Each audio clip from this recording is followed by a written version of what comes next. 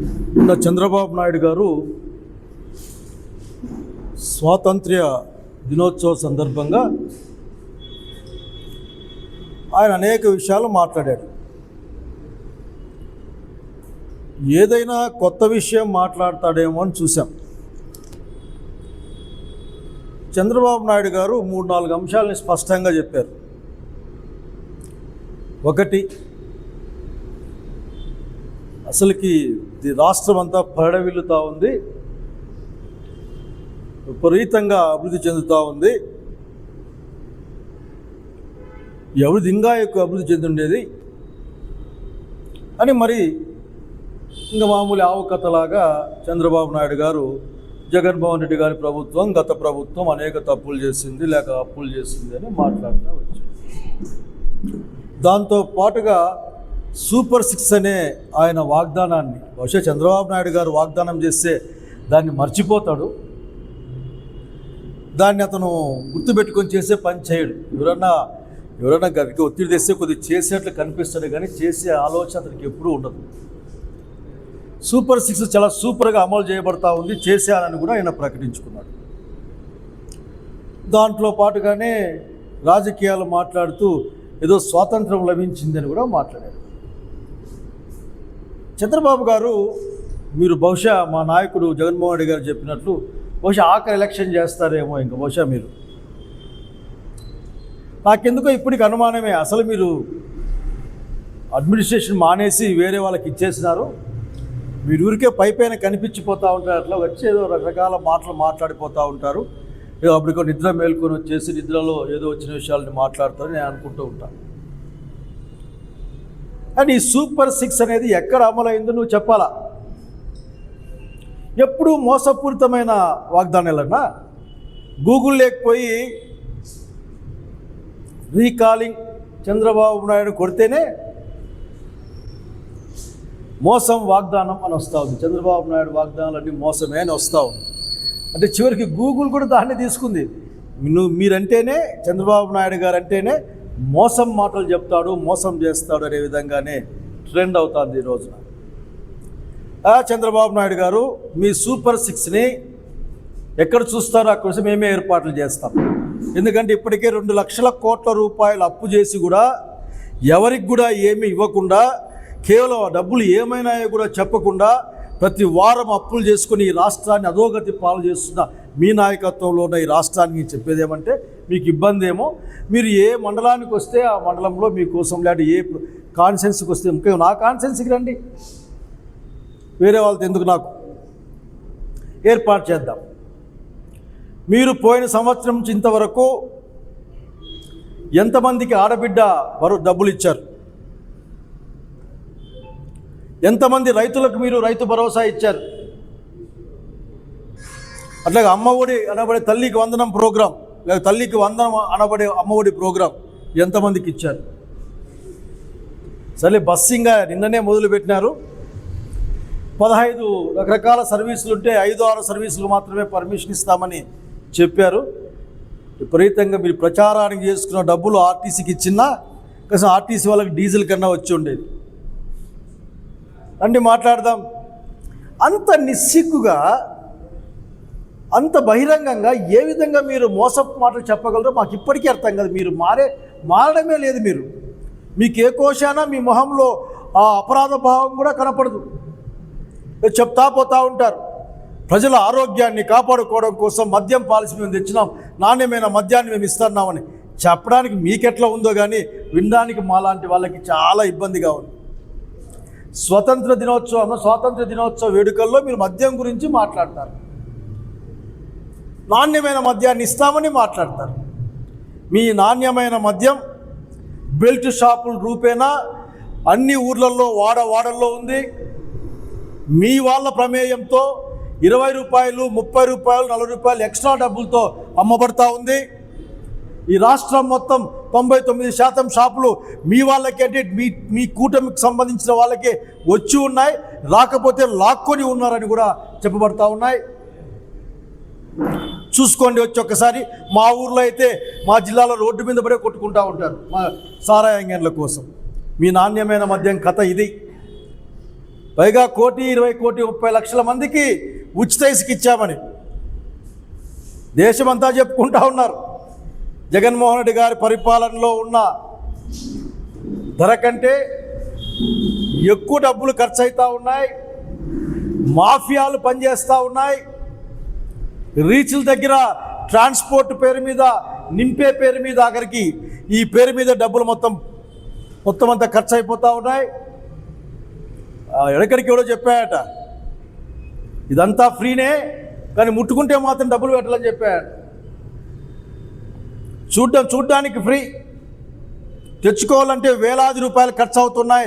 ఆ వేలాది రూపాయలు కూడా మాఫియాల రూపేణా మీ పార్టీ వాళ్ళు, మీ కూటమి వాళ్ళే చేజిక్కించుకుంటున్నారన్నమాట. వాస్తవం కాదా? రండి మాట్లాడదాం. అదేం మాట్లాడతారు మీరు అక్కడ పోయి? సూపర్ 6 అమలు చేసిన ఎట్లా వచ్చింది మీకు ఆ నాలుగుకి? మా నాలుకలో మందం ఏదో కోస్తామో మందం అట్లా మాట్లాడారు. మా నాలుక ఏమో కానీ మీ నాలుక మాత్రం ఏమాత్రం తడబడదు. అది అబద్ధాలు చెప్పడానికి, సత్యదూరమైన మాటలు చెప్పడానికి, జనాన్ని మోసం చేయడానికి ఒక్క నిమిషం కూడా జంకదని చెప్పడానికి ఏమాత్రం కూడా మేము వెనకాడడం లేదు. మీ నాలుగు గురించి మీరు ఆలోచించుకోవాలా. ఎట్లా చెప్తారు మీరు? ఆ రోజు మీరు ఎలక్షన్ల ముందు బస్సు గురించి మాట్లాడుతూ ఒక అక్కయ్య లిస్ట్ రాసి పెడితే, తిరుపతి, కాణిపాకం, చిత్తూరు రకరకాల ఊర్ల పేర్లు రాసి పెడితే ఆయన వాళ్ళ హస్బెండ్ అంటాడు, నువ్వు 5 ఏళ్ళ నుంచి అడుగుతూ ఉన్నావు, చేయలేకపోయినా కూటమి ప్రభుత్వానికి ఇస్తే ఎక్కడి నుంచి ఎక్కడికైనా పోవచ్చు, కూటమికి ఓటేయండి అని బహుశా కొన్ని కోట్లు ఖర్చు పెట్టి యాడిచ్చింటారు ఆ రోజున. మీరు ఈరోజు మీరు చెప్పే బస్సులన్నీ కూడా జిల్లా దాటిపోవు, లేక జిల్లా దాటాలంటే గంటలు కాదు రోజులు పడే పరిస్థితి. ఇక్కడి నుండి తిరుపతికి లేక హిందూపురం నుంచి శ్రీ అప్పన్న స్వామికి పోవాలంటే ఎన్ని రోజులు పోవాలి, ఎన్ని బస్సులు మారాలి? ఇదొక ప్రయాణం.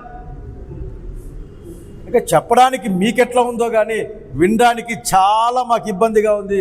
మేము సిగ్గుపడతా ఉన్నాం నీలాంటి ముఖ్యమంత్రి గారు ఉన్నందుకు. అదే ఏమి ఇచ్చావు మాకేం అర్థం కావడం లేదు. అసలు లెక్కలు చూసాం, ఏమో ఇచ్చాడా ఇతరులు లెక్కలు చూసాం. అసలు మీరు చెప్పిన మాటలు ఏది కూడా భయమేస్తుంది మిమ్మల్ని అనుకుంటే. ఎంతసేపు జగన్మోహన్ రెడ్డి గారి పేరు, పొద్దున, మధ్యాహ్నం, రాత్రి. బహుశా భోంచేస్తూ కూడా మీరు మీ పార్టీ వాళ్ళు జై జగన్ అని ఆఖరికి అనుకుంటూ తింటారేమో నాకు అనుమానం. జగన్మోహన్ రెడ్డి గురించి చెప్పుకోకపోతే మీ దగ్గర ఏంది లేదు, మీరు చెప్పుకోవడానికి ఏంది లేదు.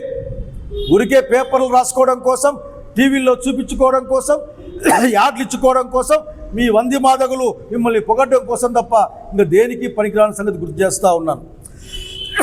అయ్యా, మీరు పెన్షన్ 1000 రూపాయలు పెంచినామని చాలా గొప్పగా చెప్పుకుంటారు.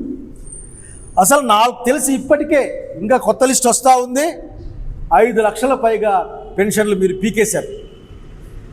ఇలా మీరు అట్లాగే మేము తిరిగాం. రీకాలింగ్ చంద్రబాబు నాయుడు మేనిఫెస్టో అని జగన్మోహన్ రెడ్డి గారు పిలిపిస్తే గ్రామంలో ఇండ్లకు వెళ్ళాం. ఎంత నిస్సిగ్గుగా మాట్లాడతారయ్యా మీరు, ప్రజల్ని మోసం చేస్తూ. ఒక్క సిలిండర్ డబ్బులు వచ్చినాయి చాలా ప్రాంతాల్లో, అనేక ప్రాంతాల్లో ఒక్క సిలిండర్ కూడా రాలే. వాస్తవానికి మీరేం చేయాలి? ఆఖరికి 3 ఇవ్వాలి. రండి, తీరిక చేసుకొని కొద్దిగా ఎట్లా పనున్నట్లే సింగపూర్ ఊరికే పోయేస్తూ ఉంటారు మీరందరూ, ఊరికే అట్లా ఫ్యామిలీ ట్రిప్ కింద. రండి ఒకసారి అడుగుదాం ఎంత డబ్బులు వచ్చినాయో. దాదాపు 1,59,00,000 డొమెస్టిక్ కనెక్షన్లు ఉన్నాయి యాక్టివ్గా. మీరు మొత్తం ఇవ్వాలంటే 4,000 కోట్ల రూపాయలు రావాలి సంవత్సరానికి. ఈ 15 నెలలకి దాదాపు 6-7 వేల కోట్ల రూపాయలు రావాలి. ఎంత వేసారో లెక్క చెప్పండి మీరు, ఎంత డబ్బు ఇచ్చారో లెక్క చెప్పండి మీరు. అన్ని అబద్ధాలేనా? ఆడబిడ్డ నిధికి 18 నుంచి 59 సంవత్సరాల మధ్యలో ఉన్న వాళ్ళకి 1,500 మీ ఇంటికే వస్తుందని మరి నొక్కి చెప్పావే బాబు గారు. అసలు పైసా పంపించావా? మీరు ఇవ్వాల్సింది దాదాపు 32,400 కోట్ల రూపాయల డబ్బులు ఇవ్వాలి మీరు, 1.80 crores జనానికి. పైసా ఇలా ఎగ్గొట్టారు, లేదంటే మోసం చేశారు, దాచిపెట్టుకున్నారు, లేకుంటే దోచిపెట్టుకున్నారో మాకు తెలియదు. కానీ అట్లాగే 20 లక్షల మంది నిరుద్యోగ యువకులకి 3,000 చొప్పున అసలు మీరు అమ్మ నాయన మీద ఆధారపడాల్సిన అవసరం లేదు, అప్లికేషన్లు అడగాల్సిన అవసరం లేదు మాట్లాడుతూ వేశారు మీరు. కానీ ఇచ్చిన పైసా లేదు. దాదాపు 9,000 కోట్ల రూపాయలు మీరు పిల్లల నోరు కొట్టారు, వాళ్ళ ఆశల మీద నీళ్లు చల్లారు. నిజంగా వాళ్ళ భవిష్యత్తుని మీరు కాలు రాసి చెప్పడానికి ఏమాత్రం కూడా వెనకాడలేదు. అసలు మీరు ప్రతి బిడ్డకు కూడా 15,000 రూపాయలు ఎట్లా? అసలు కొద్దిమంది మీ ఎమ్మెల్యేలు డ్యాన్స్ చేశారు, నీకు 15 అని కూడా డ్యాన్సులు చేశారు, డ్రామాలు కట్టారు. ఇంటింటికి పోయి అమ్మ మీ ఇంట్లో 5 మంది ఉన్నారు, 10 మందిని కానీ 10 మందికైనా మేము 15కి మీ పాలసీ మార్చారు కదా ఎక్కువ మందిని కనమని. మీరు ఇవ్వాల్సింది ఆఖరికి 13,112 కోట్లు ఇవ్వాలి. కానీ మీరు ఇచ్చింది కేటాయించింది 8,278 కోట్లే. అంటే 30 లక్షల మంది పిల్లలకి మీరు అడ్డనామమో నిలువునామో తీసేసారు, ఆఖరికి ఎగనామం పెట్టారు. ఆ 2 పక్క పెట్టి ఇంకా దుర్మార్గం. అది ఎందుకు అసలుకి? నాకంటే మించిన రైతు పక్షపాత, రైతుకు వ్యతిరేకి నువ్వు బాబు గారు. వ్యవసాయం దండుగా అని చెప్పినవాడు బాబు గారు మీరు. అమరావతి పేరు మీద 3 పంటలు పండే భూములు లాక్కొని వాళ్ళ కడుపు కొట్టిన వాళ్ళు మీరు బాబు గారు. మీరు 20,000 రూపాయలు మేము ఇస్తామని చెప్పారు. 20,000 రూపాయలు ఇస్తే అది అదనంగా కేంద్ర ప్రభుత్వం ఇచ్చేదానికి 6,000 రూపాయలకి. ఇంతవరకు కేంద్ర ప్రభుత్వం వేసిన డబ్బులు మాత్రమే వేసి దాదాపు 40,000 రూపాయలు ఎగ్గొట్టారే, లేకుంటే వాళ్ళు ఇవ్వకుండా చేశారే, ఇవ్వకుండా పోయారే. ఏమైంది మీ సూపర్ సిక్స్ కాదా ఇది? మొత్తం మీరు 26,000 రూపాయలు ఇవ్వాలి. 6,000 ఏదో సెంట్రల్ గవర్నమెంట్ పడిందని మనం చెప్పారు. అసలు మీరు మొత్తం వీళ్ళకి ఎగ్గొట్టిన డబ్బు 10,000 కోట్ల పైన ఉంటుంది, గుర్తుపెట్టుకోమని కోరుతా ఉన్నాం. అట్లాగే మీరు ఎప్పుడు ఇచ్చినా దాంట్లో కోత పెడతారు. మీకు ఇవ్వడానికి మా మనసు రాదు, అదే ఇచ్చే బుద్ధి మీ దగ్గర లేదు. ఆ బుద్ధి జగన్మోహన్ రెడ్డి గారి నుంచి నేర్చుకోవాలి మీరు. జనానికి ఇవ్వడం ఎట్లా, పేద పిల్లలకి ఇవ్వడం ఎట్లా అని ఇచ్చే బుద్ధి మీ దగ్గర లేదు. కాబట్టి దాంట్లో కూడా లబ్ధారుల పైన కోత విధించారు. ఎంత దుర్మార్గం అంటే, ప్రభుత్వమే ఇన్సూరెన్స్ కట్టే పరిస్థితి నుంచి ప్రభుత్వం కట్టుకోలేక కేవలం 10 లక్షల మంది మాత్రమే కట్టాలని వార్తలు వస్తూ ఉన్నాయి. రేపు వ్యవసాయం ఇప్పటికి ఎత్తిపోయింది చాలా ప్రాంతాల్లో. చాలామంది ఆకాశం వైపు కాకుండా ఆఖరికి కన్నీళ్లతో భూమి వైపును చూసే పరిస్థితి ఉంది. చంద్రబాబు నాయుడు గారు మీ రైతు వ్యతిరేకతను ఇక్కడే చూపించారు. రైతాంగానికి డబ్బులు ఇవ్వలే మీరు.